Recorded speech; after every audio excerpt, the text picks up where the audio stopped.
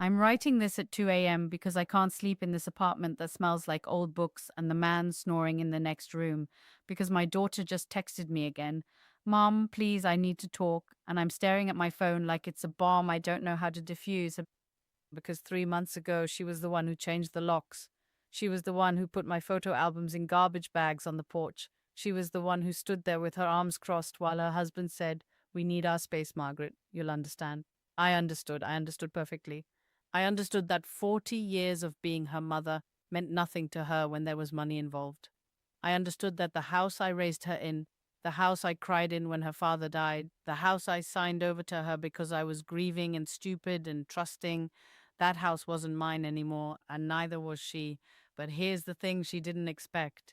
Here's the thing that keeps me up at night, smiling in the dark like a crazy person. I didn't die. I didn't shrivel up. I didn't become the pathetic old woman she expected me to be, sitting in a corner waiting for her to need me. I became something else, and now she needs me. And I don't know if I'm going to answer that text. I need to explain who I was before all this.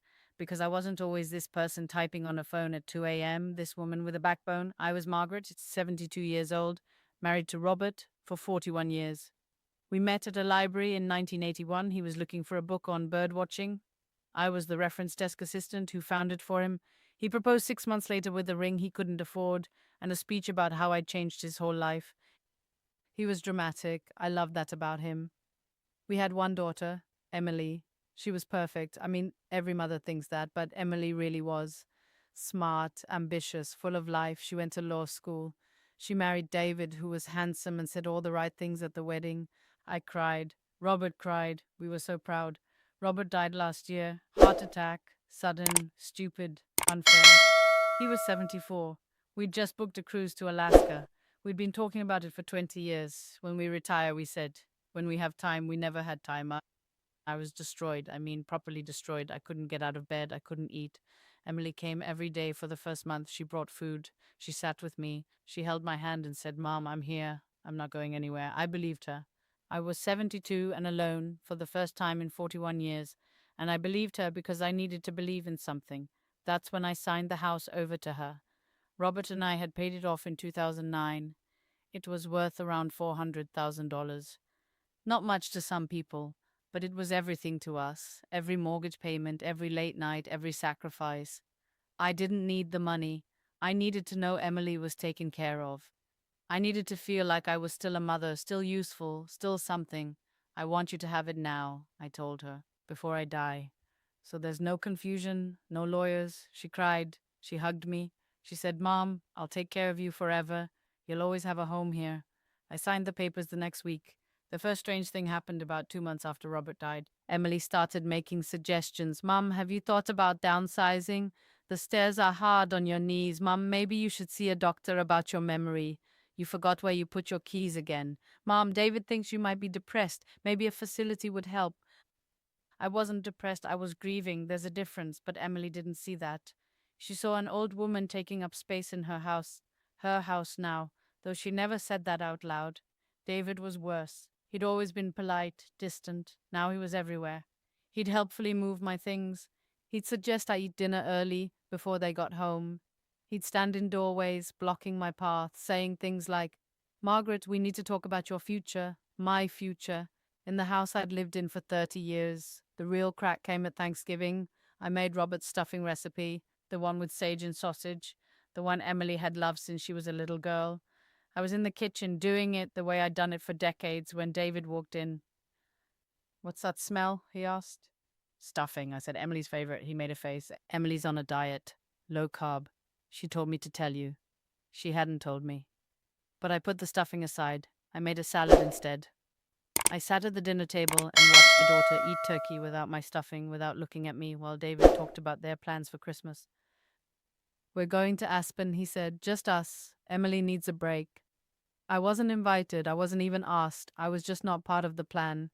After dinner, I found my photo albums in the garage. Robert's clothes, my mother's china, all in boxes labeled storage.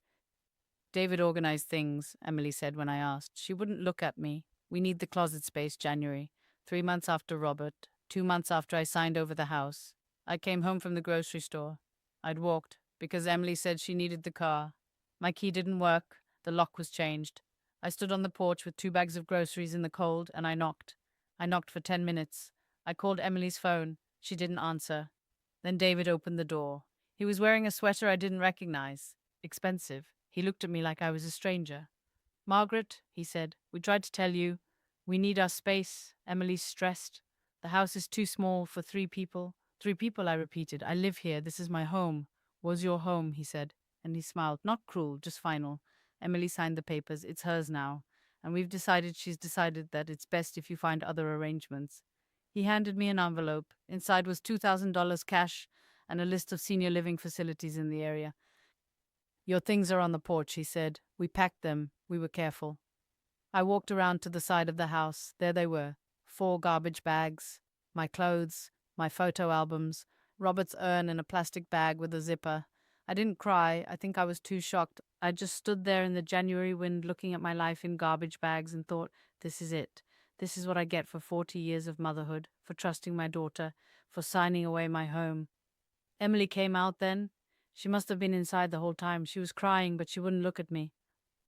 Mom, I'm sorry. David says it's for the best. He says you're too dependent. He says I need to learn to say no. Emily, I said. My voice didn't sound like my voice. Your father's ashes are in a garbage bag. She flinched. She looked at the bag. She looked back at me. And then she walked inside and closed the door. I stood there for an hour, maybe longer. A neighbor saw me, Mrs. Chen from next door, who'd lived there since 1995. She brought me a coat. She called her son. He drove me to a motel. I sat in the back seat with Robert's urn on my lap, and I didn't say a word. The motel was $89 a night. The $2,000 lasted 3 weeks.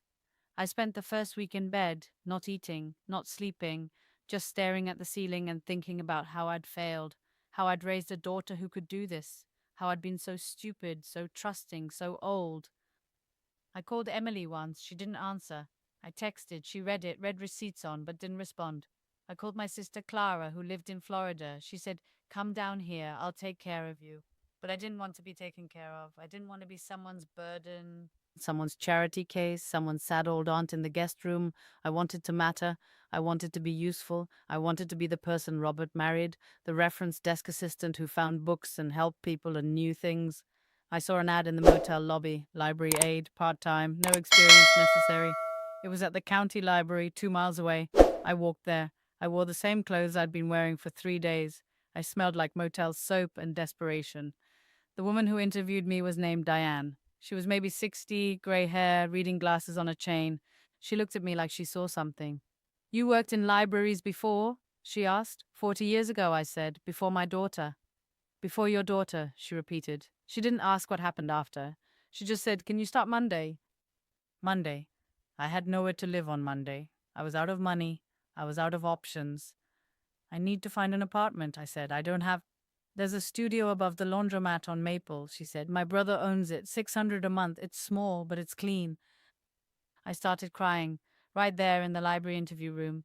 The 72-year-old woman crying in front of a stranger. Diane didn't look uncomfortable.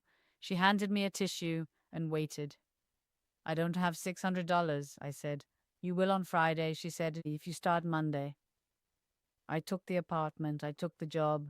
I started shelving books and checking out returns and helping kids find things for school projects.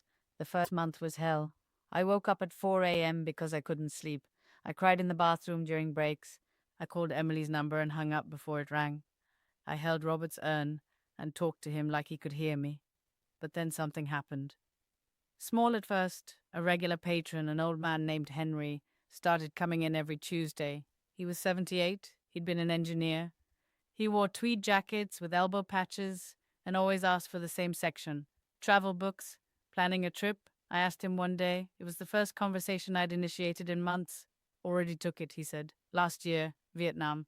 My son said I was crazy. Too dangerous, he said. Too far. Was he wrong? Henry smiled. He was wrong about everything. I'm going to Peru next. Alone, unless someone wants to come.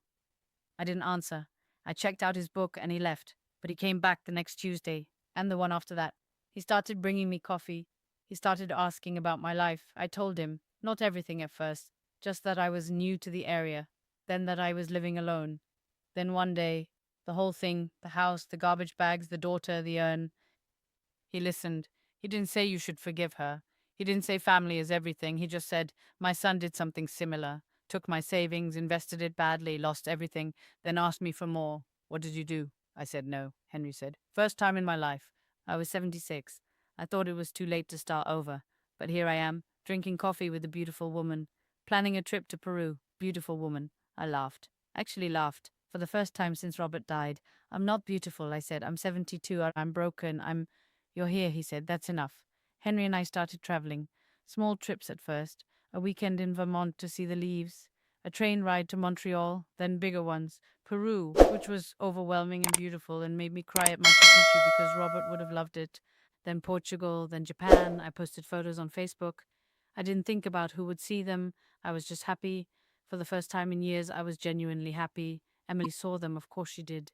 She started texting again. Mom, where are you? Mom, are you okay? Mom, we need to talk. I didn't answer. I was in Kyoto eating ramen at a counter with Henry, and my phone buzzed, and I looked at it, and I put it back in my pocket. Your daughter? Henry asked. Yes. Are you going to answer?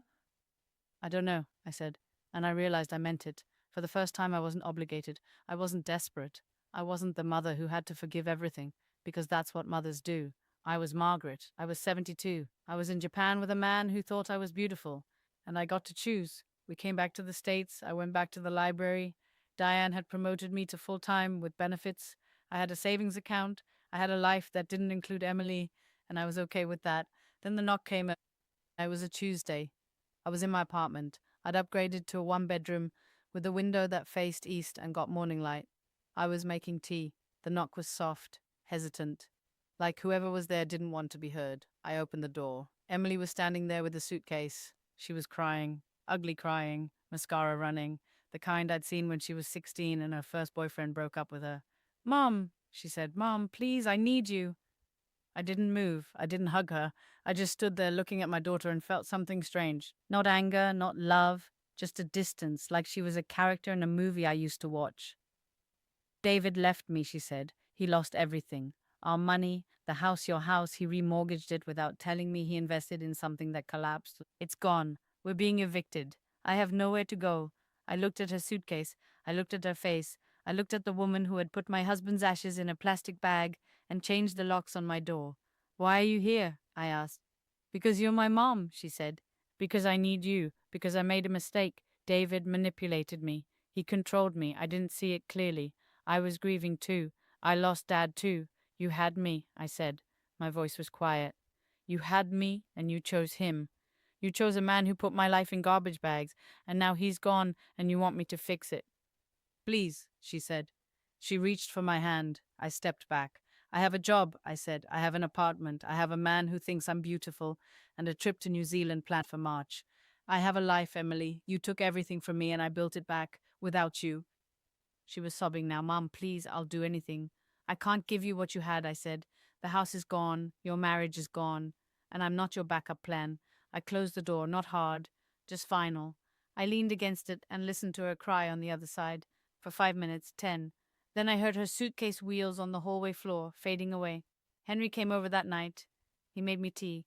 He didn't ask what happened. He just sat with me and we looked at photos from Japan and he said, You're allowed to be happy, Margaret. You're allowed to choose yourself. I know that sounds like a greeting card, but it didn't feel like one. It felt like permission, like the thing I'd been waiting for someone to say my whole life. Emily texted again this morning. I'm staying at a hotel. I don't know what to do. Please, Mom, just talk to me. And I haven't answered.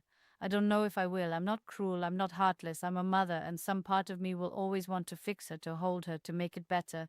But I'm also a woman who learned at 72 that love isn't the same as self-destruction, that being a mother doesn't mean being a doormat, that I matter too. I have Robert's urn on my bookshelf now, not in a plastic bag, in a proper place with flowers. I talk to him sometimes. I tell him about Japan, about Peru, about Henry. I tell him about Emily. I don't know if he'd be proud of me or disappointed. Maybe both. Maybe that's okay. I just know that I'm here, that I'm alive, that I'm not garbage bags on a porch. And if Emily wants back in, she has to prove she's worth it. Not with words, with years, with actions, with the kind of love that doesn't come with conditions and ultimatums and men who stand in doorways. I'm 72. I don't have years to waste on people who make me feel small. So I'm going to make my tea. I'm going to plan my trip. I'm going to answer Henry's text. He sent me a photo of penguins because New Zealand has penguins, apparently. And I'm going to live. And maybe one day I'll open the door for Emily, or maybe I won't, but that's my choice now. Finally, after everything, it's mine. Edit. To everyone saying she's your daughter, forgive her. You weren't there. You didn't see the garbage bags. You didn't hold your husband's ashes in a motel room. Forgiveness isn't free. It costs something. And I'm not sure she can afford it yet. Edit 2. Henry just proposed. With a ring from a vintage shop and a speech about how I changed his whole life. I cried. I'm crying now, typing this. I said yes. Emily texted again. I heard about Henry. I'm happy for you, Mom. Really. I answered this time. Just one word. Thank you. It's not forgiveness, but it's something. Maybe it's a start, or maybe it's just the first line of a door I'm still deciding whether to open. I'll let you know.